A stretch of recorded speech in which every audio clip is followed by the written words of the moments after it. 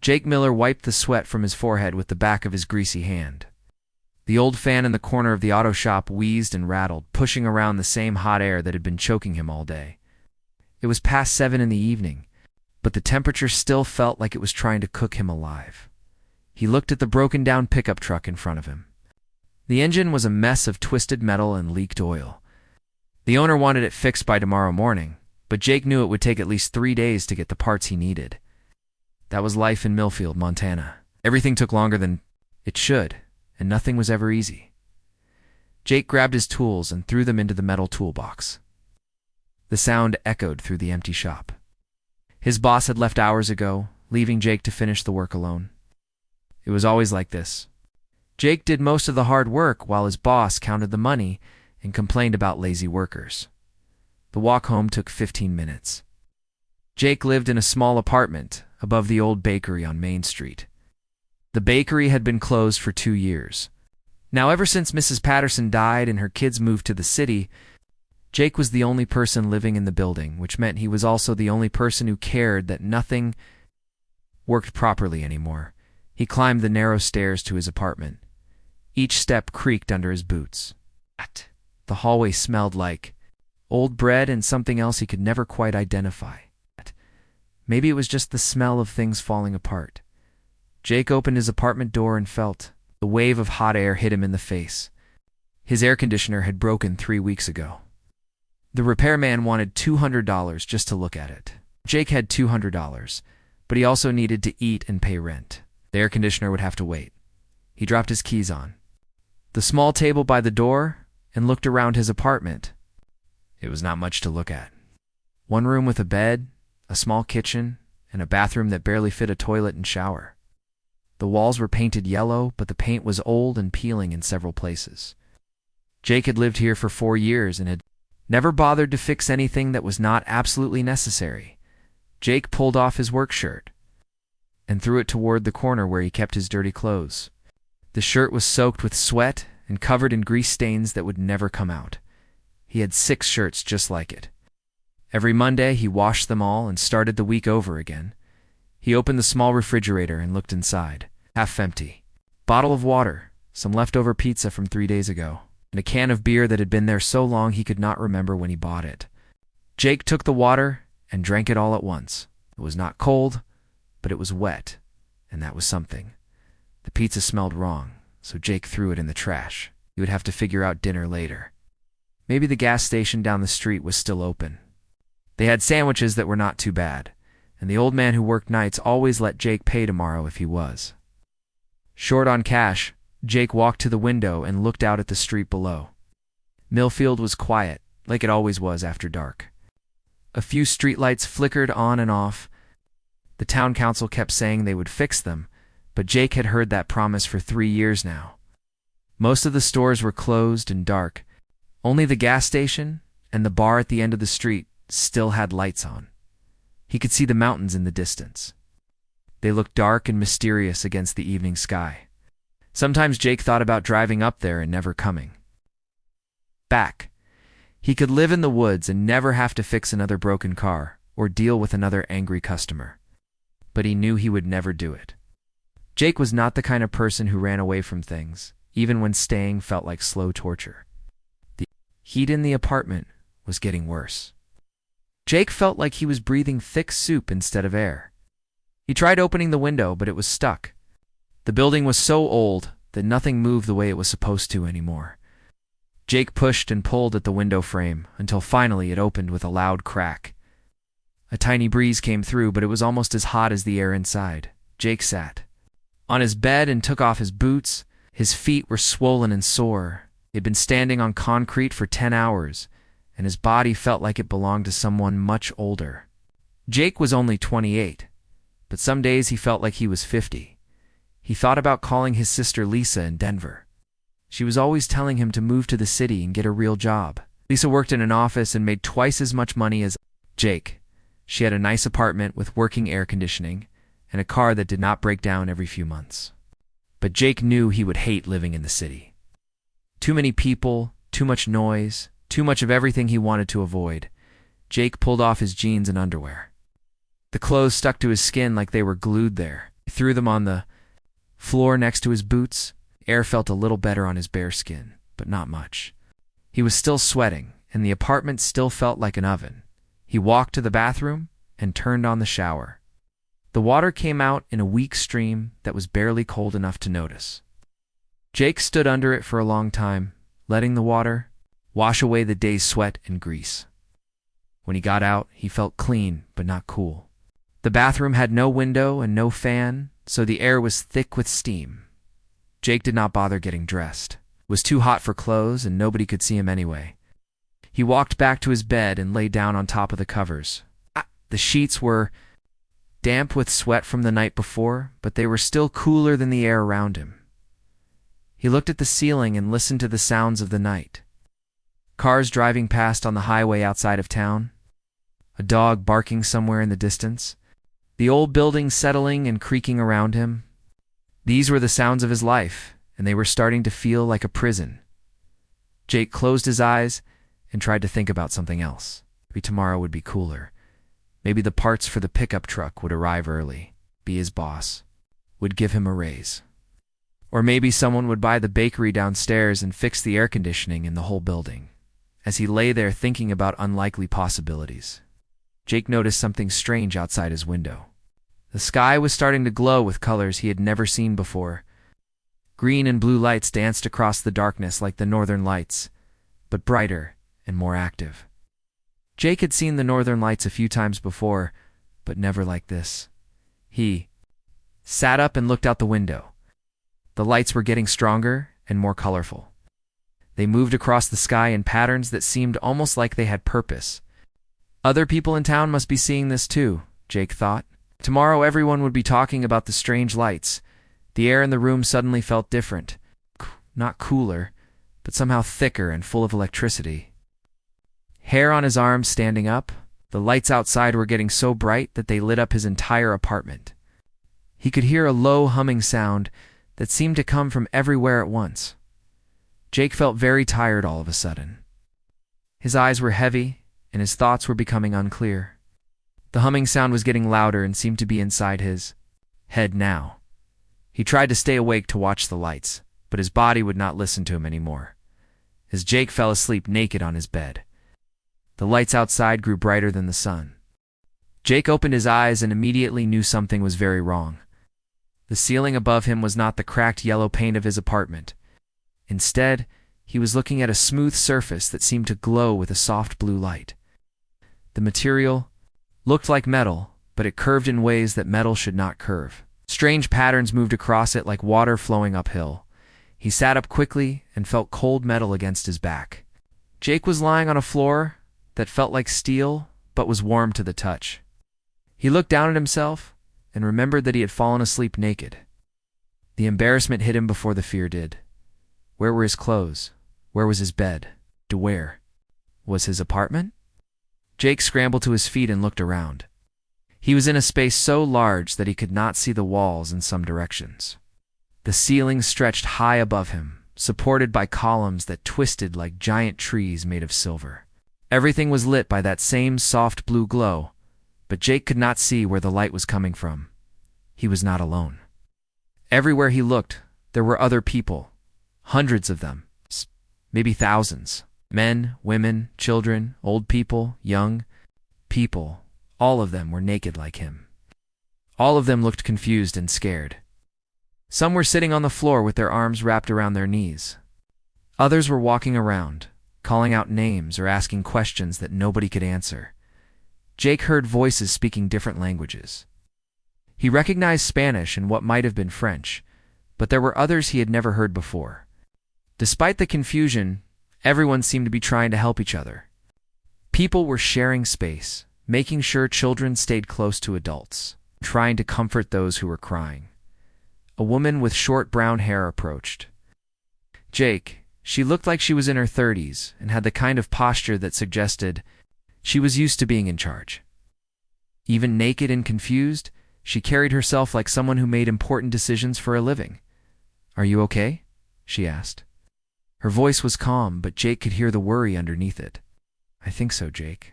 Said, "Where are we? What happened?" "I wish I knew," the woman said. I'm Linda Rodriguez. I was sleeping in my house in Colorado when I woke up here. What about you? Jake Miller. I was in my apartment in Montana. Jake looked around at all the people. This is impossible. Did we all get here? That's what everyone is trying to figure out, Linda said. Some people remember strange lights in the sky before they fell asleep. Others just remember going to bed normally. But we all woke up here. A tall man with graying hair walked over to them. He had the kind of face that suggested he spent a lot of time thinking about complicated problems. Even in this strange situation, he seemed to be studying everything around him with scientific curiosity. "Excuse me," he said. "But over here, I'm Kevin Brooks. I'm a physicist from Boston. I've been talking to people and trying to understand what happened to us." "What have you figured out?" Linda asked. Kevin looked around to make sure no one else was listening, then spoke quietly. "Based on what people are telling me, this happened all over the world at the same time. I've talked to people from Europe, Asia, Africa, everywhere. We all fell asleep around the same time, and we all woke up here." "Here being where exactly?" Jake asked. Kevin pointed toward one of the walls. "Look over there." Jake and Linda turned to look where Kevin was pointing. Part of the wall was transparent, like a giant window. Through it, Jake could see stars. But these were not the stars he knew from Montana. They were moving, streaming past like drops of rain on a car window. The movement made Jake feel dizzy. "We're moving through space," Kevin said very fast. "Faster than should be possible with any technology I know about." Jake stared at the moving stars. His brain refused to accept what his eyes were telling him. "That's not possible. We can't be in space. People can't breathe in space." "Right. But we are." "Breathing," Linda pointed out. "The air in here feels normal. The temperature is comfortable. Somehow, whoever brought us here has created an environment where humans can survive." "Whoever brought us here," Jake repeated. "You mean this was done on purpose? Someone kidnapped the entire human race? It's the only explanation that makes sense," Kevin said. "This level of technology is far beyond anything humans have developed. The energy required to move a ship this size at this speed, the ability to create a perfect environment for thousands of people, the precision needed. To collect people from all over Earth at the same time? This had to be done by someone with technology we can't even imagine." Jake felt his legs getting weak. He sat down on the metal floor and put his head in his hands. "This is crazy. Yesterday I was worried about fixing a broken truck and paying rent. Now you're telling me aliens kidnapped me?" "I know it's hard to accept," Linda said, sitting down next to him. "But look around.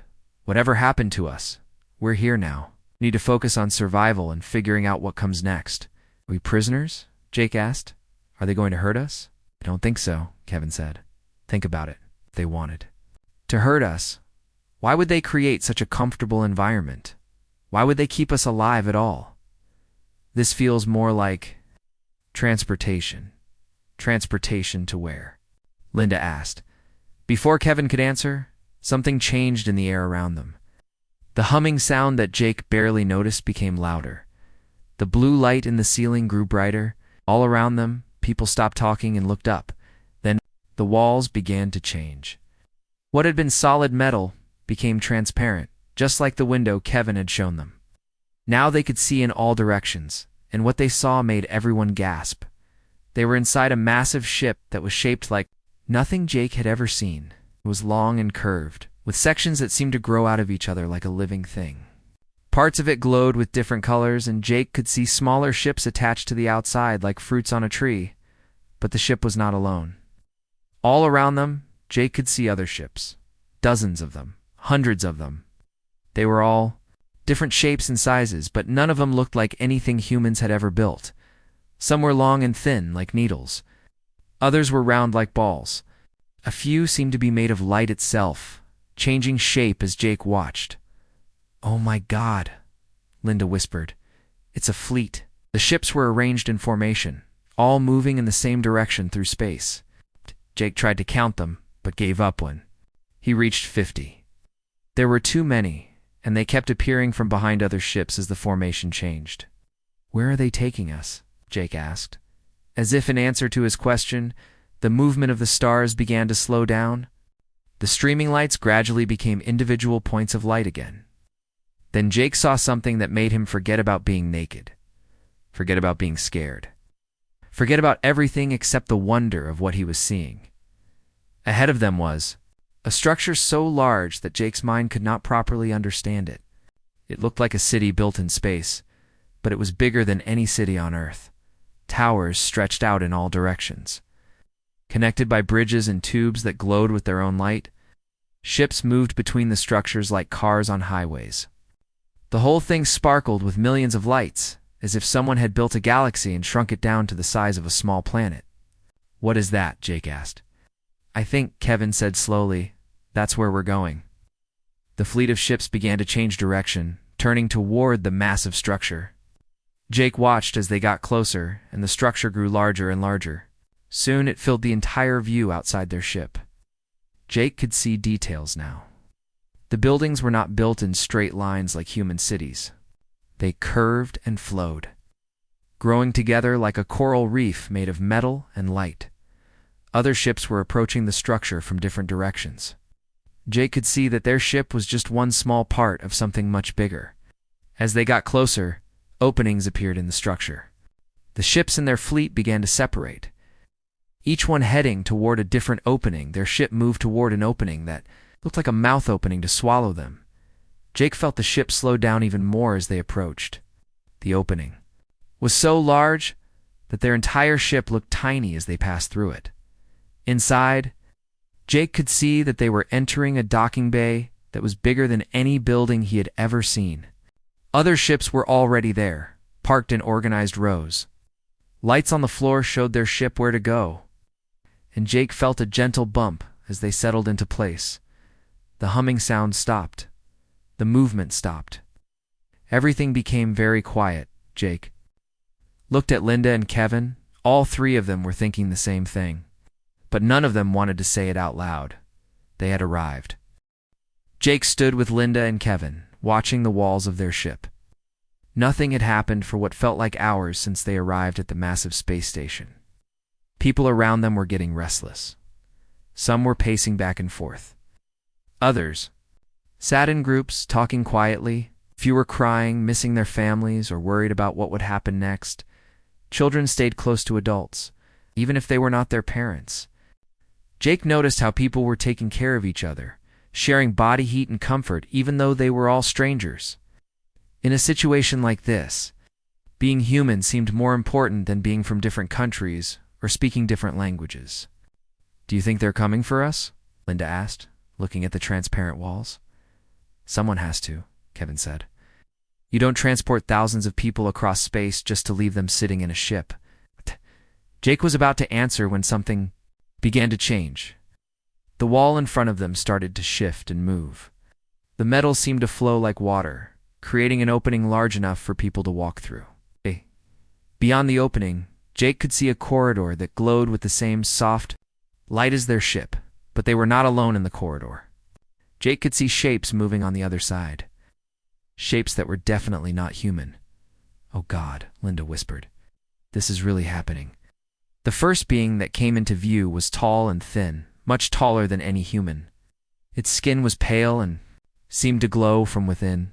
It had long arms and legs, but they bent in places where human arms and legs did not bend. Its head was larger than a human head, with features that looked almost familiar, but not quite right. Behind the first being came others. Jake counted at least 20 different creatures, and no two looked exactly alike. Some were short and round, others were tall and looked like they were made of crystal. One seemed to be made entirely of light, changing colors as it moved. Another looked like a giant insect walking on two legs. The humans in the ship pressed backward, away from the opening. Jake felt Linda grab his arm.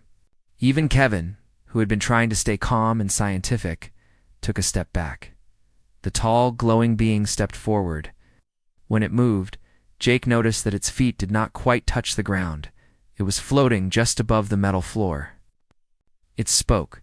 Jake heard the words not through his ears, but directly inside his head. "Please do not be afraid," the voice said. It sounded female, though Jake was not sure how he could tell. We know this is frightening for you. We will explain. Everything. Who are you? Linda called out. Her voice was shaky, but she was trying to sound brave. What do you want with us? My name is Zaranine, the being replied. I am what you might call a commander. These others are representatives from different worlds and different species. We are part of something called the Galactic Council. Felt his knees go weak again. The Galactic Council. That sounded like something from a science fiction movie, not real life. But here he was, standing naked in a spaceship, talking to aliens. Nothing about this was normal or believable. Why did you take us? Kevin asked. What happened to Earth? Zaranine floated closer to the opening. Jake could see her features more clearly now. She had what might have been a face, with two large eyes that seemed to contain stars. When she spoke, Jake could see that she was trying to be gentle, but there was something sad in her expression. Planet was scheduled for processing, she said. In your language, you might call it resource extraction. Your world contains materials that are valuable to many species in the galaxy. Processing? Linda asked. What does that mean?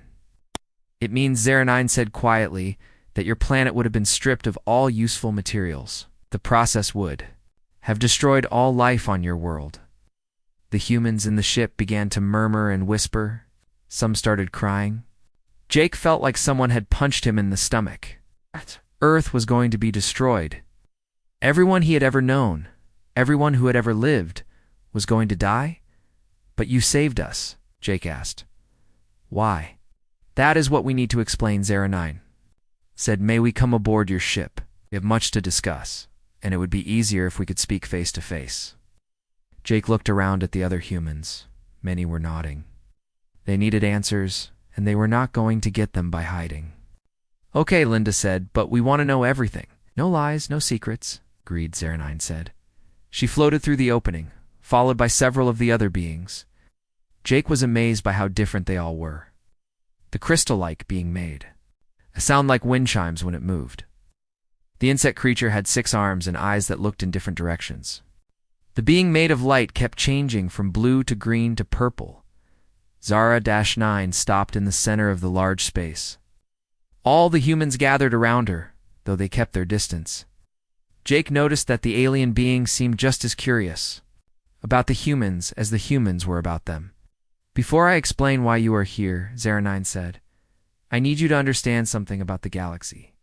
There are thousands of intelligent species among the stars. Yeah, most of them are very old, much older than your species. They have advanced technology, long lives, and great knowledge. That sounds good, Kevin said. Why is that a problem? Because Zaranine continued. They have also lost something that your species has. They've become ... efficient. They do. What is logical? They take what they need. They solve problems in the most practical way possible. They no longer create things that serve no purpose. They no longer do things that do not make sense. Jake was confused. What's wrong with being efficient? Nothing, if that is all you want from life, Zaranine said. But when I was sent to study your world before the processing began, I discovered something that changed everything. She paused, and Jake could see her looking at all the humans around her. Her large eyes seemed to be studying each face, as if she was trying to understand something. I found beings who painted pictures on cave walls even when they were starving, she said. I found beings who wrote songs about love and loss. I found beings who built beautiful buildings when simple boxes would have worked just as well. I found beings who risked their lives to save strangers. I found beings who spent their time looking at stars and wondering what was out there, even when they could barely survive on their own world. Jake felt something warm in his chest.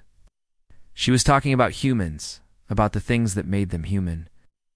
I found beings who chose to do things that made no logical sense, Zaranine continued. You created art when you should have focused on survival. You showed kindness to enemies when you should have destroyed them. You explored dangerous places when you should have stayed safe. You dreamed of impossible things when you should have accepted reality. And that's bad? Linda asked. No, Zaranine said, and Jake could hear something like wonder in her voice. That is extraordinary. In all the billions of years that the Council has existed, and all the thousands of species we have encountered, we have never found beings who combined intelligence with such beautiful, illogical behavior. Jake looked around at the other humans. They were all listening carefully, but he could see that many of them were still confused. "I still don't understand," Jake said. "Why does that matter? Why did you save us?" Zaranin floated higher, so that she was looking down at all of them. "Because the Council has a problem. All the advanced species in the galaxy have become too logical, too efficient, too practical. They have stopped growing, stopped learning, stopped dreaming. They are stagnant." Gestured toward the other alien beings.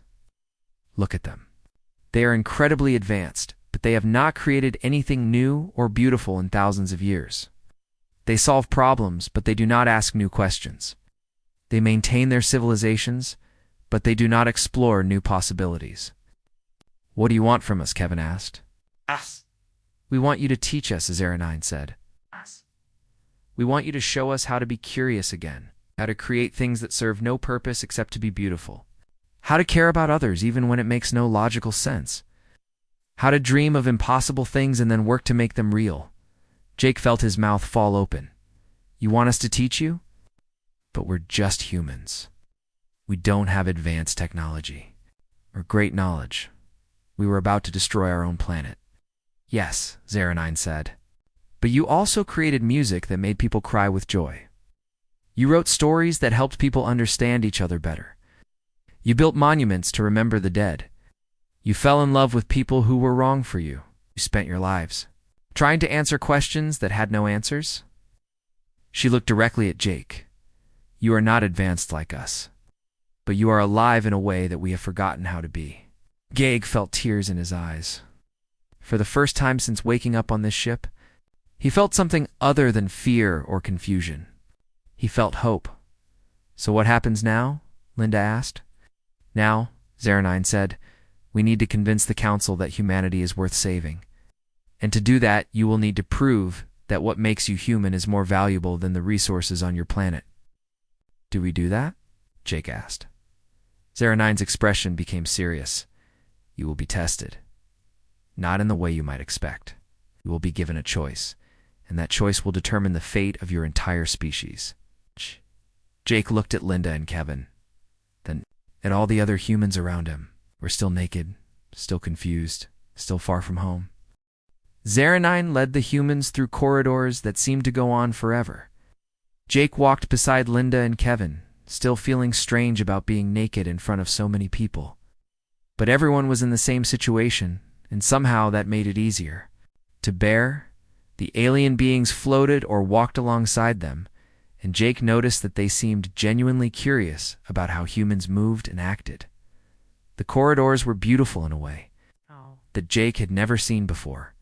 The walls curved and flowed like they had grown naturally instead of being built. Patterns of light moved through the surfaces, creating designs that changed as they walked. Jake found himself stopping to look at them, even though he knew they needed to keep moving. "It's incredible," Kevin whispered, looking up at the ceiling. "The engineering required to build something like this is beyond anything we could imagine." "But look at it," Linda said. "It's not just functional, it's beautiful. They built it to be beautiful." Jake thought about what Zaranin had said about the advanced species losing their ability to create beautiful things. Maybe that was not entirely true. Or maybe it had been true once, but was changing now. They entered a vast chamber that took Jake's breath away. The ceiling was so high that it disappeared into darkness above them. The walls were covered with screens showing images from different worlds. Jake could see cities, forests, oceans, and creatures he had never imagined. Some of the images showed beings that looked similar to the aliens walking with them. In the center of the chamber was a raised platform surrounded by thousands of seats. Most of the seats were occupied by beings from different species. Jake tried to count them but gave up quickly. There had to be representatives from hundreds of different worlds. "This is the council chamber," Zaranin explained.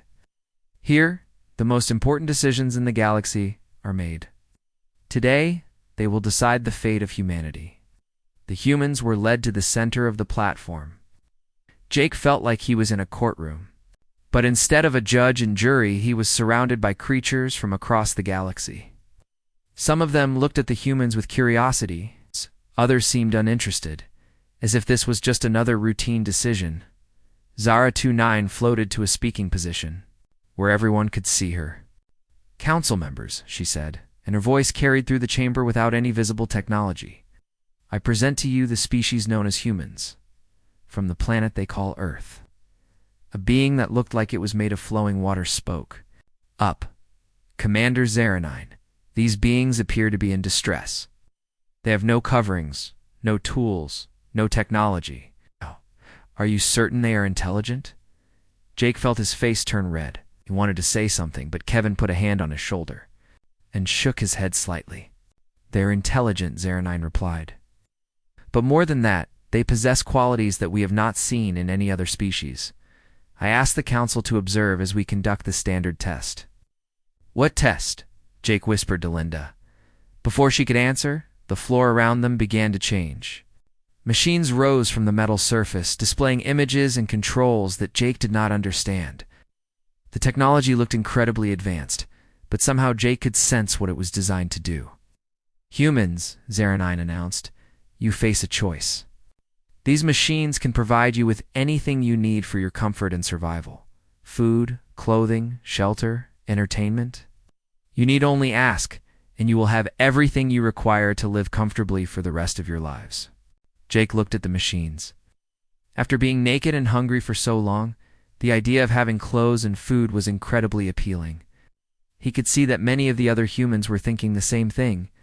However, Zoranin continued, "You also have another option.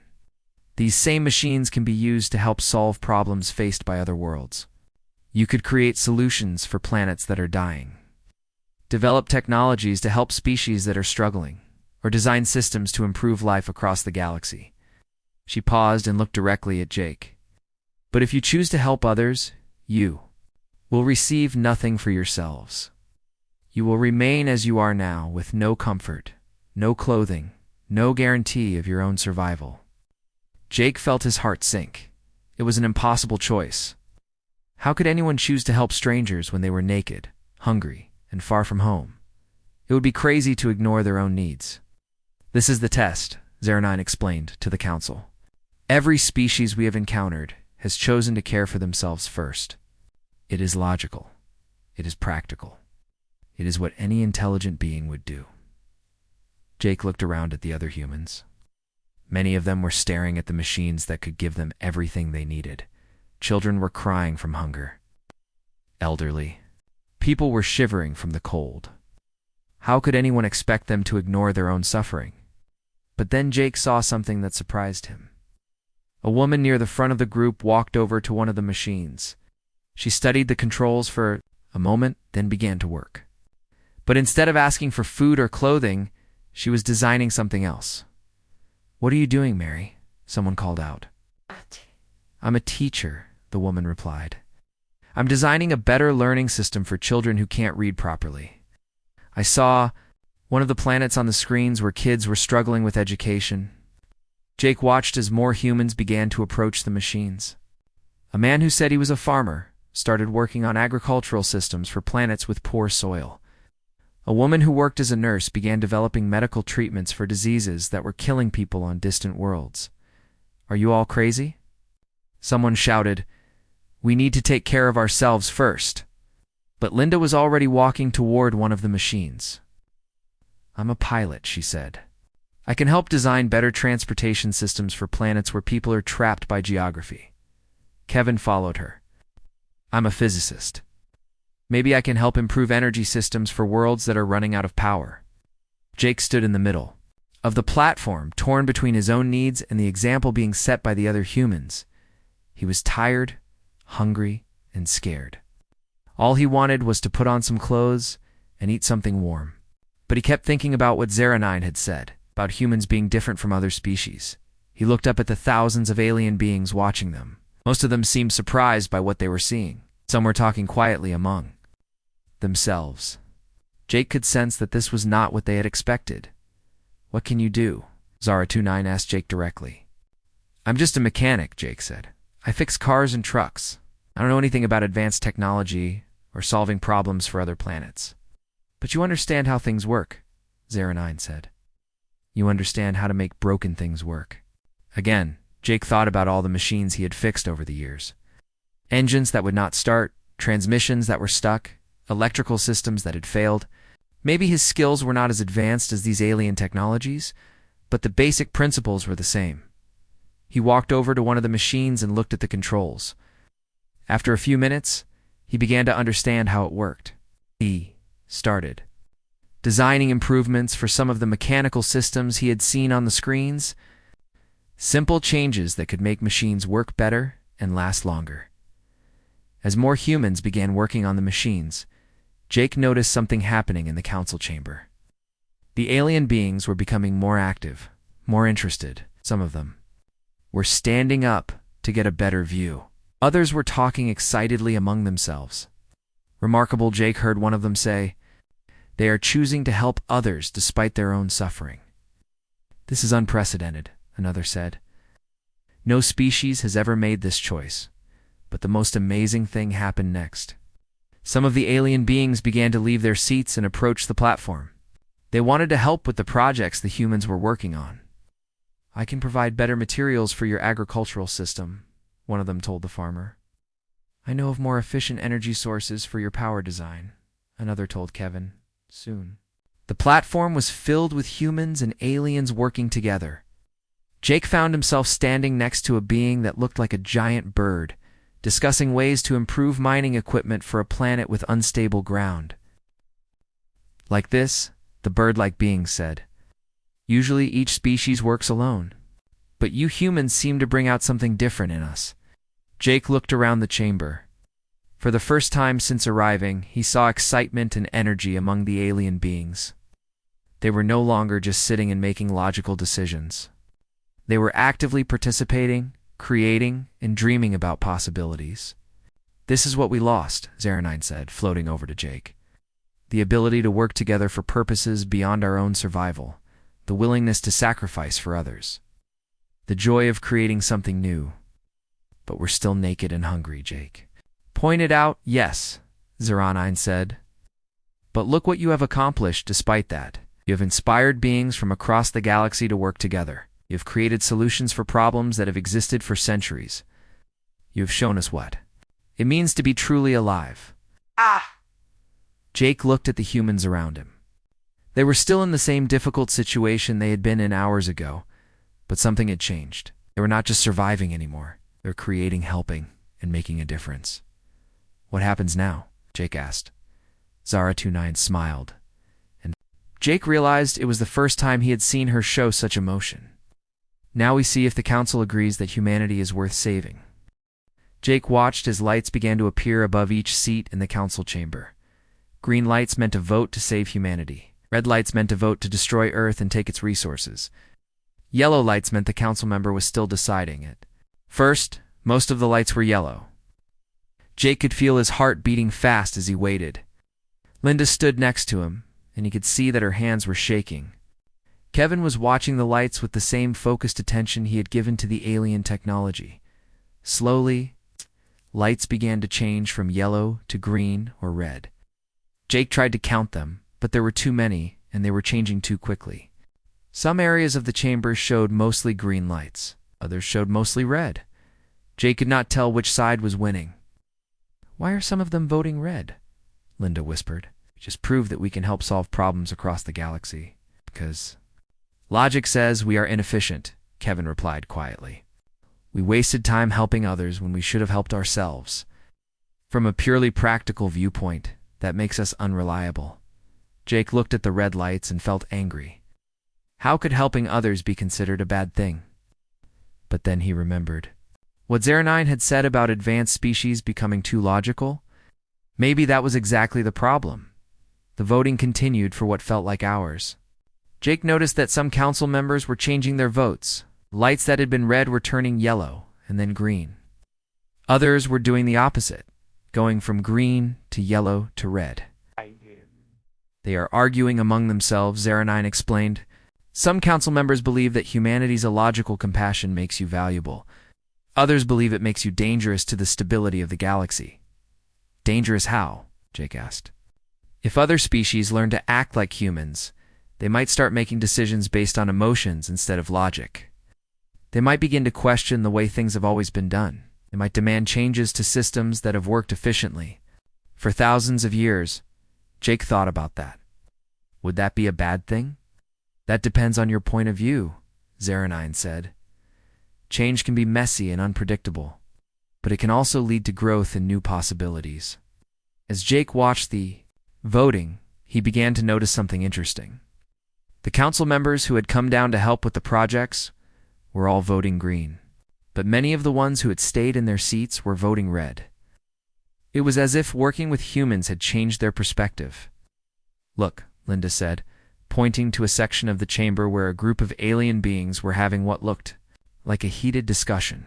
A crystal being is showing something to the others. Jake could see that the crystal being was displaying images in the air above its seat.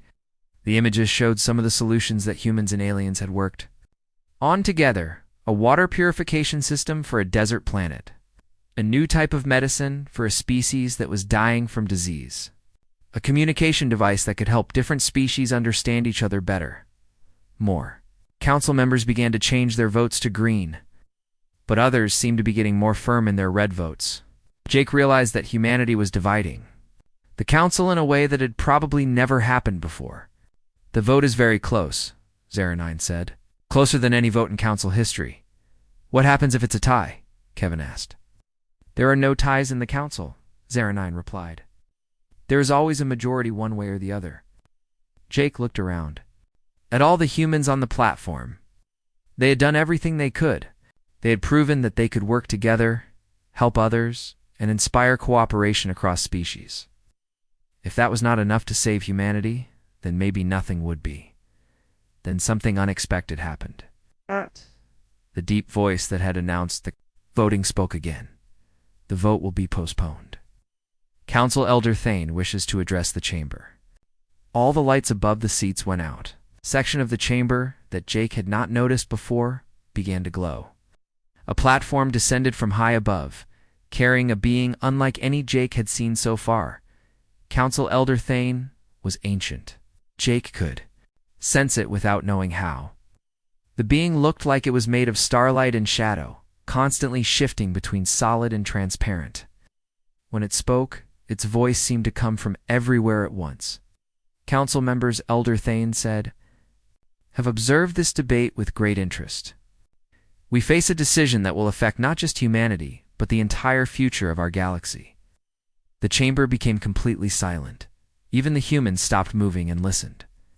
For millions of years, Elder Thane continued, the Council has operated on the principle of logical efficiency.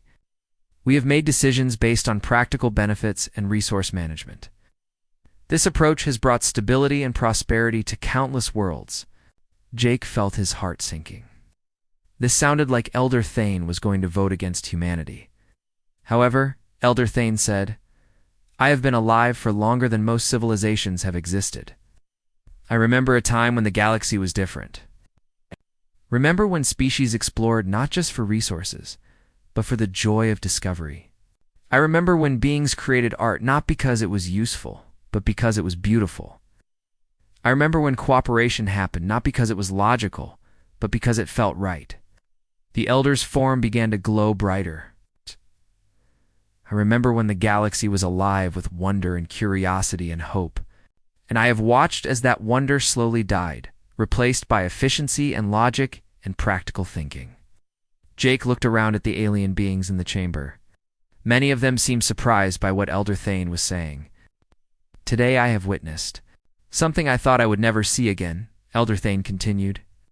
"I have seen beings choose compassion over comfort, cooperation over competition, hope over practicality. I have seen the return of wonder to this chamber." The Elder turned to look directly at the humans. "You are inefficient. You are illogical. Make decisions that do not benefit you directly. By every measure we use to judge advanced species, you are primitive and unreliable." Jake felt tears forming in his eyes. This was it. Humanity was going to be condemned by the most powerful being in the galaxy. And that, Elder Thane said, is exactly what the galaxy needs. Jake blinked. Had he heard that correctly? The council has become stagnant, Elder Thane declared. We have achieved great efficiency, but we have lost our souls. We solve problems, but we no longer dream of possibilities. We maintain our civilizations, but we no longer grow. The elder began to float toward the platform where the humans stood. These beings have reminded us of what we lost. They have shown us that there is value in being illogical, beauty in being inefficient, and power in caring about others more than ourselves. Elder Thane stopped in front of Jake. You went to sleep as a simple mechanic worried about fixing a broken truck. Have awakened as a teacher who can show us how to fix our broken spirits. Jake felt overwhelmed. I don't know how to teach anyone anything. I'm just trying to do what's right. Exactly, Elder Thane said.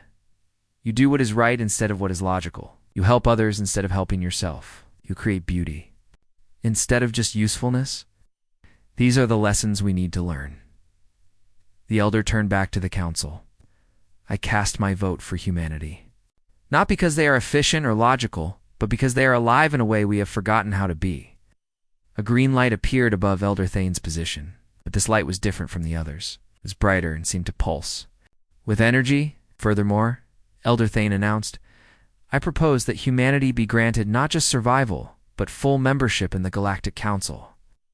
They should not be students learning from us. They should be teachers helping us remember what we have forgotten. The chamber erupted in sounds that Jake assumed were conversations in dozens of different languages.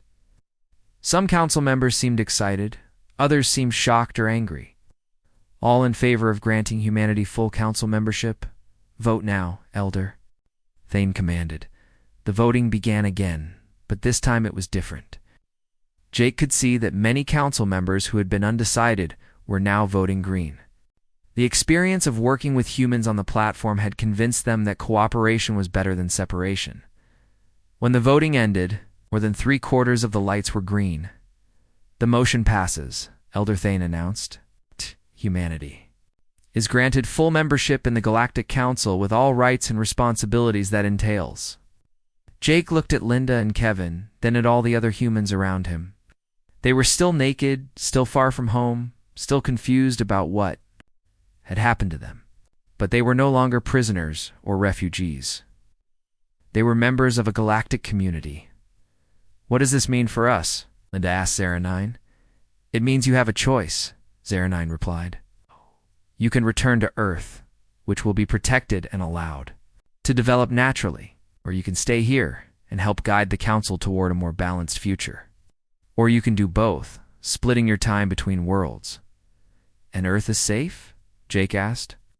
Earth is safe, Elder Thane confirmed. Nice. It will become a protected world, a place where the galaxy can remember what it means to be human. Jake looked out through the transparent walls at the vast space station around them. Somewhere out there, Earth was continuing to turn, and people were going about their lives without knowing how close they had come to destruction. His sister Lisa was probably still trying to call him, wondering why he was not answering his phone.